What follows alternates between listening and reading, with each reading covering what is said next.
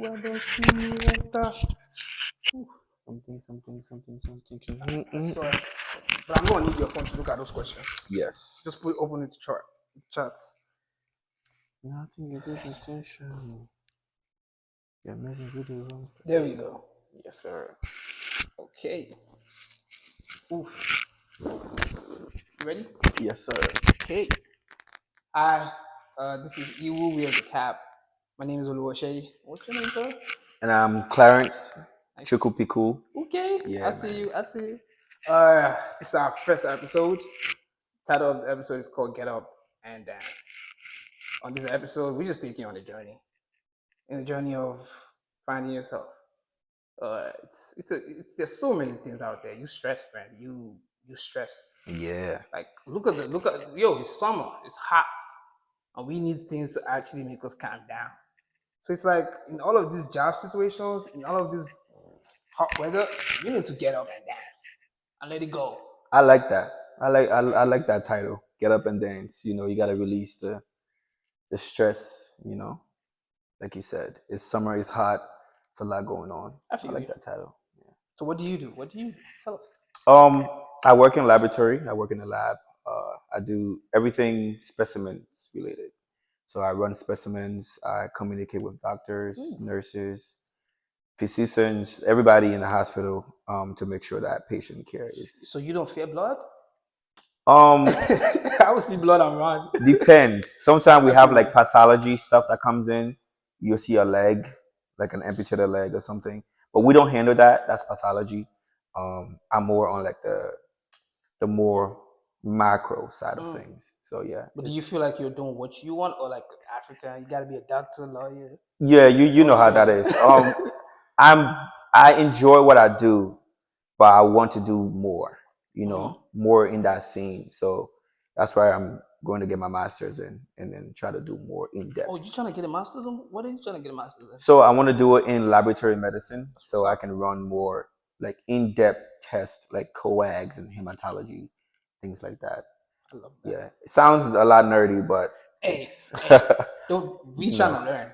You're saving the world, especially we post-COVID. Yo, COVID was a stressful situation. It pushed us to the limits.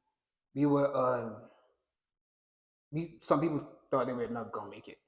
And honestly, some people actually didn't make it. Yes. So it's post-COVID. Like I be telling everyone in the health system, you guys are the real saviors, man. You're the real superheroes, man. Thank you. You know what's crazy? Right. During COVID, there was so much confusion with everything, like vaccines, whether to get it or not, whether to just wear a mask or not, because it was a lot of confusion. And in the hospital, they just told us this is mandatory, like you have to do it, like we don't care, like just. So we had to figure out new ways to not just protect ourselves. But you don't have religious beliefs against it. Personally, for me, no, but I know people that do. So it's like it was a lot of confusion, and with confusion comes stress. Fact. You know what I'm saying? Fact. And that's why I like the title. You know what I'm saying? Like it's very important that you're able to find ways to not just cope but release, you know, tension and stress. Whether if it's reading a book, dancing, like you know me. Yo, that's how I met you. Where did I even meet you, sir? Where did I meet you? You know, it was funny. Funny story. Tell us funny story, right? So, we met in the elevator. Right. He was like, this dude just look African. He was like, you just look African. He was like, are you African? Just randomly. And I'm like, yeah. I thought you were Ghanaian at first. Remember I told you that? Nigerian, bro. Yeah. And then he was like, no, I'm Nigerian. And I was like, oh, nice to meet you, man. And ever since, whenever we see each other, it's always been a great vibe. I have great respect for you. Thank you. And same. It's mutual, man. It's mutual. Yeah, man. For the things you do, man. For the things you do. You know, sometimes it's hard to see people, see that character. Or sometimes you have to spend time with them before you do that. We don't spend a lot of time together, but the time that we do have, we always have genuine conversations, you know, vibes. It's always like that. I love that. It's quality people, quality time, man. That's a cute people, man. Absolutely. Yes, bro, sir. So I got you on my pod. I got this man on my pod. Yes. I'm putting him on the spot, you know, so it's like, don't go too crazy, man. I know, right? I'll take you. Hey, we don't because you do go crazy. Don't go too crazy. Nah. Yo, we chilling. The first question is, I'm just putting up. So right now, what would you say like has been the most impactful thing you've been doing? Like how have you been changing the world right now? Not just with As a work, obviously, healthcare is very important. Just bringing people together. I think in our generation now, we lose the genuine connection. You know what I'm saying? It's so much going on with everyone. We don't take the time to appreciate friendship or just socialship. That's how I call it. I call it socialship. Just being social with someone, respecting them, respecting their boundaries. Facts. And I feel like we don't do that. So for me, when I'm around people, I try to make sure that they come together and just have genuine relations, whether it's just being platonic friends or just having a good time. True, true. And Yo, that's why I'm it's around people that that are like that. some people put like some people overprice their time. I've kind of met people, especially working at like law. Yeah, I worked in law, I run the education system, I work in research, and it's kind of like some people don't have like yeah, I know they don't have time, but they don't give people enough time. they don't. It's like, oh, I got this for 5 minutes. I'm like, yo, I'm trying to understand. First of all, communication is both ways. Yes. It's one thing to actually tell someone to do something, but it's one thing for the other person to actually understand it. Mm-hmm. So I'm coming from a very fast-paced environment where they say 5, they only say 5, and they want me to catch 10. I'm like, yo, yo, slow down. Yo, slow down. Honestly, before the pod, right? When we talked on the phone, and you was like, I've been calling people bro for like 10 years. But I didn't even know this guy's name. Yo, honestly. And that was the funniest thing. Because I was like, that's so true. I'm like, that is so true. Right. But at the end of the day, once you have, like you said, what do I do to make change in the world? Once you have people, like you don't have to talk to them every day. You don't have to see them every day. But when you are around them, what impact do you have? You know what I'm saying? What's your mark that you're leaving on them? When you walk away, be like, wow, that was like, wow, that was really good. That's what I like. I like to stay to myself, but when I'm around people, I try to leave a positive impact on them every time. Yo, that's powerful, right? Yeah, there. man. So picture this, right? Someone is on their deathbed right now. Mm-hmm. The doctor told them, I mean, you work in the health system, you only got like 10 more minutes. Yeah. Tell that person one thing. Damn. I will say that the life that you've lived,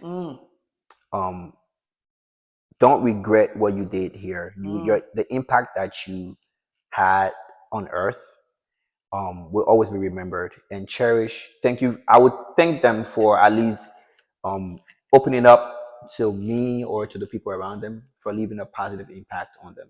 You always want to make people feel that spirit feel good in those moments because I feel like that's one of the most vulnerable moments in a person's life. What would you ask the person? What would I ask them? What did you not do to help someone else? I think a question like that puts them in a place where, because I believe that there's life after death. Same. So it puts them in a place where their spirit will remember that question, and when they go out to wherever they're headed, right. They can at least try to do that there. They can try to do that in an afterlife. I think that's what I will ask them. That's strong. What could you have done here? And then what are you going to do in the next life? In your next life. That's what's up. Catching on where we actually met, we've had more meets at the club than actually somewhere else. So it's this like, guy. And every time I see this guy, yo, he be tearing up the dance move. I be like, yo, I be giving him that, yo, did I do it right? Yo, tell me, how does dancing actually make you feel? Because you got moves, bro. You got moves. Thank you, man. Thank you. Thank you. I appreciate it. I've always, since I was a kid, you know what I'm saying, I was always dancing, always very active. So when I dance, it just make me feel like the stress from just work or just our lives, man. We're young, we're trying to figure out this thing called life. When I'm dancing, I'm able to just be free. Express yourself. You know what I'm saying? Express myself through that, and so you I'm see able. dance as a form of expression? Yes, it is. Oof. It is. It's a non-communicative expression. Oof. So it's more visual, as obviously, but it's also more relatable because you're also making someone else dopamine level. Oof. You're also making someone else feel good. The way you feel. Yeah, feel the way you feel without even saying anything. Because when we're doing the best, you know what I'm saying? It's like we're communicating. Fact. That's a form of communication. Fact. Right? That's a form of like, you've had a long week. I don't know what your week was like, but I know that the way you're responding to me dancing, the way I'm responding to you dancing, we've had a long week. Fact. And we should enjoy this moment. This moment, bro. I'd say, bro, this moment, I'd be like, bro, we have to actually enjoy every moment. It counts.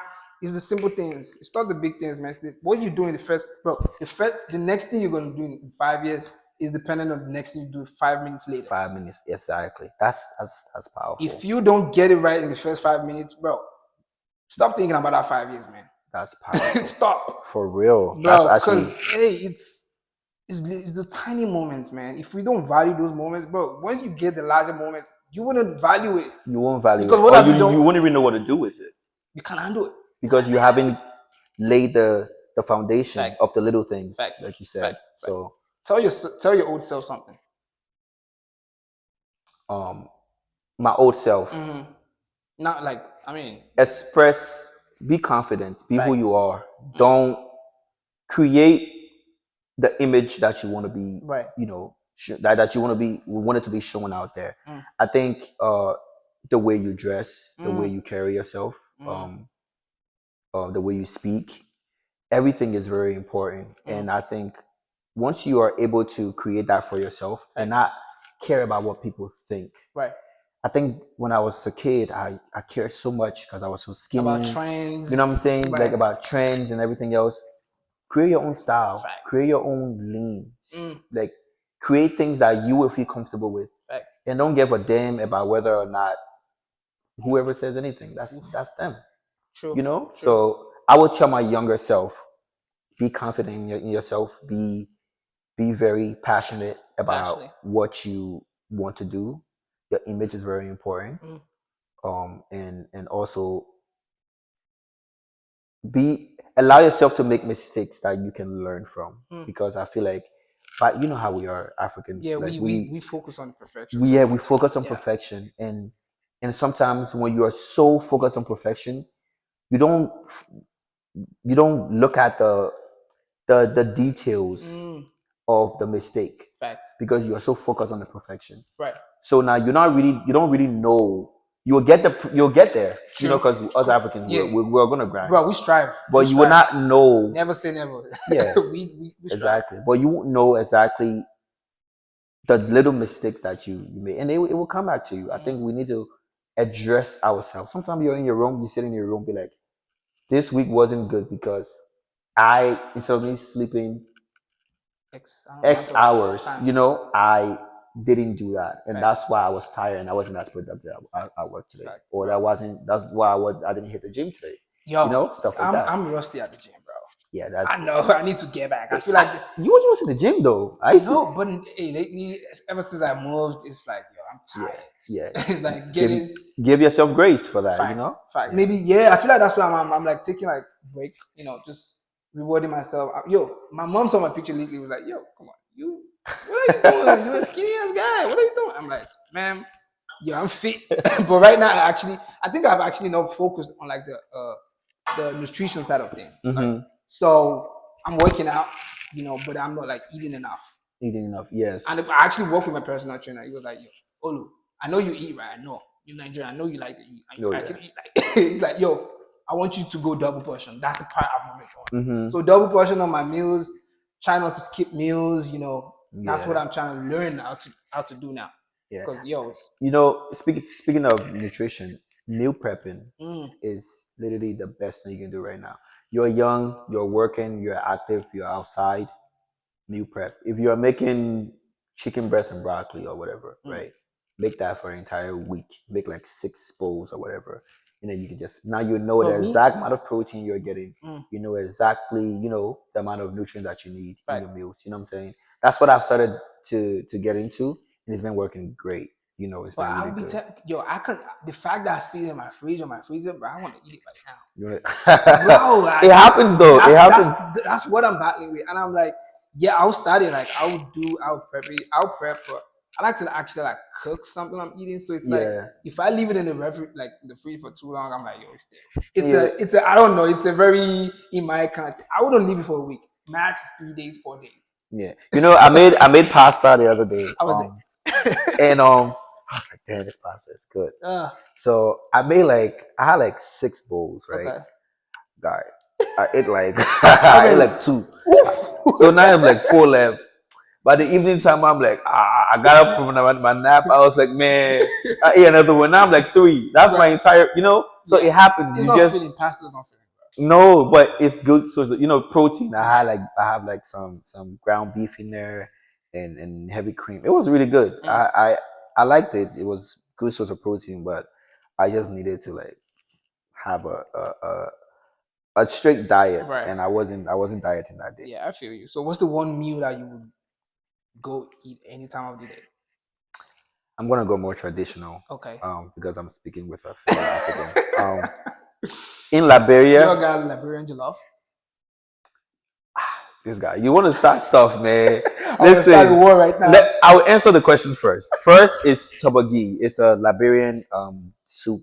It's really good. It's very popular in my country. What does it go with? It goes with rice. Oh. And it has like different like dry fish, shrimp. You can put, you know what I'm saying? I'm everything right there. Now. I'm drooling. It's really good. It's really good. But speaking of the jollof, we don't get in the conversation because when you're really good at something, you just let the people just go. So we are empty. We are empty barrels. We just talk. I mean, hey, look at the facts, man. Look at the facts. We've won every jollof competition there is in the tri-state area. So, but yeah, man. Liberian jollof is definitely underrated. I think we are known, but they don't see us a lot until they really get close. So I think it's like Nigeria. But cassava leaf is Liberian, right? Yes. But I tried maybe the one I tried. I need to try that another time. The cassava leaf I tried, I didn't like it. Did you buy it from like a store? From I don't even remember. You have to have it made by like someone's mom. Like you know what I'm saying? Like if a mom, trust me, you'll be like, you know what I'm saying? Same thing I say about like enjoying jollof. Yo, if you try Lake Party jollof, I'm not like the ones in the coolers, bro. Yo. You see how you went yo? No, trust me. Nigerian jollof is good. Don't get me wrong, but it has to be made by like the right person. Right. The ones I remember, I'm Lagos like, boy. I've tasted enough to know that. Come on, bro. I need to take you to Lagos party. I need to go there, bro. We don't worry. We got time. We gonna. I went to a Nigerian party. I'm like, why do they have the jollof in coolers? Because we don't do that back in my country. So I'm like, why do they have the jollof in coolers? Guy, I tasted that jollof. Smoking hot, right? Fire. Did you take off your shirt? Fire. Did you take off your shirt? I almost did. Bro, Nigerian jollof. There's some buttons though. Some buttons. Yeah, trust me. Nigerian jollof will make you lose your own training. It was good. It will make you lose your own training, bro. It was really good. It was really good. And one thing I also noticed is you guys kind of separate everything. So the chicken will be like separated from the rice. That's the different thing. We don't do that. We mix everything. Oh. Jollof. Like we mix everything together. And it's influenced by like where we were, originated from. For you guys, I think it's like Britain, right? Yeah. Yeah. So like British people, they have their separate things, and for us, it's like the United States. They just throw the mac and cheese and chicken in it. You know what I'm saying? So right. That's why it's separate. I feel like from my perspective. I feel you. Yeah, you were telling me something about you what you did back home, like back in school, like you started something. Tell me about that thing. Yeah, so initially my friend and I we started a club. It wasn't really going like the way we wanted it to, because we're a small school. Right. I went to Harrisburg University, and I was like, we have to create something that is meaningful. So we rebranded the entire organization. We wrote all the articles and all the The letters to the school, constitution, the and then memos. we created the first African Student Wow, Association that's at my what's up. university. I was the president until I graduated for like 3 years. That's what's up. And then it's currently running now. I'm very happy. We had our Night in Africa event on the other time. The Right. other was before the school year ended, and I'm still an advisor on the board. So I go up there, talk to them, or So you if they still have have any like questions, they will you reach still out to me. liaise with them. Yeah, I'm still involved in that because it's a PWI, Private White Institute. Okay. So um, they initially they were really kind of skeptical about the club, but once they realized the value that it brought, not just to the school, not just with African students, because now they were like, oh, I want to go to that school because they have Definitely. a club that I can relate to That's and what's up. associate with. And That's what's up, man. yeah, it was That's very amazing, impactful. and That's very impactful. that's one thing I'm really proud of. So, Starting that club with my friend. yeah. Yep. Yep. Yo, I enjoyed like the episode with you, man. It's like I took so much. Like I'm like, bro, there's a lot to pack. It's Yeah, like man. be confident. I love that part of that. You like be confident. Style yourself. I love that part. It's like identity. You gotta identify yourself. Yes. You can't just follow trends. If you follow trends, you're gonna lose yourself. Yes. Like you gotta actually identify you, and that's where your style comes in. Your confidence. How you talk, how you move, your gait, Yeah. your charisma. That's you. That's literally what people want to see. Yeah. Don't, bro. You can't. Everyone else is taken, bro. Yeah. The only authentic person is yourself. So Is if you yourself. can't find your identity, Oh, I like that. Everyone else is taken. You're taken, bro. Oh, that's a bar. Bro, so it's like, yo, so man, you just gotta actually find you, man. Find you and actually move with it. Yes. So this, You know what? You know what's interesting? When I was in high school, I used to wear a lot of like jeans and joggers, and then it was so uncomfortable. I was like, you know what? I should try wearing like dress pants and stuff. If you notice, I don't wear jeans. I don't wear jeans. I wear like joggers, dress pants, and like what I'm saying. So my friends, some people, they were like, oh, are you going to church, guy? Like, why is this Sunday? bro, you gotta dress the part, bro. And I was like, it's not that. It's just I like to be comfortable. And jeans don't make me comfortable. You know what I'm saying? I don't feel comfortable or confident in jeans. Can't move. Yeah, so I found you can't do your best now. You can't do your best in jeans. Yeah, exactly. It's too stiff. Right. So like I found a way to make like just wearing dress pants or jogger dress pants, I call it, to work for me. That's just part of my style now. And, I love that. I love that. Yo, Jidena, Jidena, he said something like, yo, I don't want my best dressed day to be in the casket. Exactly. So it's like, yo, style the fuck out right now. It's like go hard on it. It's just identity, man. It's just based on identity. I love that about how we say like, yo, it's people want to be so trendy. I get it. But if you can't style yourself, if you can't identify this is what I want. I like first of all, know your audience. Where are you going to first of all? I tell myself, where am I going to before I go anywhere? Because I've been I'm suit and tie kind of person, right? Yeah. But before I go to any event, I just be asking them like, what's the dress code? And they're like, what the fuck is this nigga asking about dress code? I'm like, yeah, I just don't want to look like a Beth. Exactly. I can't be looking like a Beth, So it's like, hey, imagine going to a day party, suit, like guy, it's hot, you know what I'm saying? The first time I came to America, the second time actually, not the first time. Second time in Philly, yeah. I went with a suit though. To the club. My friend was like, what the fuck is it during the winter or summer? No, it was summer. I'm like, oh, it was winter actually. Winter. It was winter. But who wears a blazer? Yeah. So my guy, I'm like, bro, I know like I came here to come and like let me see what's up. Yeah.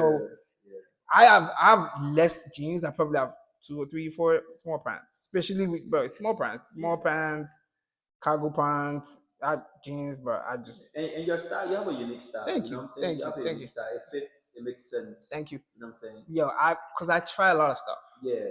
I try. I'm not like, hey, this is that's the difference. Like before I used to be like, maybe I should just stick to one style.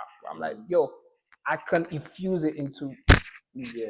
I would take a bucket and I would still put something African on it. But you wouldn't know. Like I would just sneak it in and you'd be like, I see what you're doing. It's very interesting because like I'm so scared to like try new things, and that's something that I need to like kind of separate from. Yeah, we learn, we live and learn, we live and learn. Yo, I love this episode, man. It's the first one, it's a brand new one. Yo, we got so many things packed up. We got so many things coming up. Yo, just watch out for the next one, man. This is my time with Clarence, man. Thank you, sir. Thank you so much, man. I appreciate you having me on. Yup. Thank you so much. Yes, sir. Oof. Let's go. But that was good. Shoot, that was 25 minutes. Ooh, that was good. We got some good clips.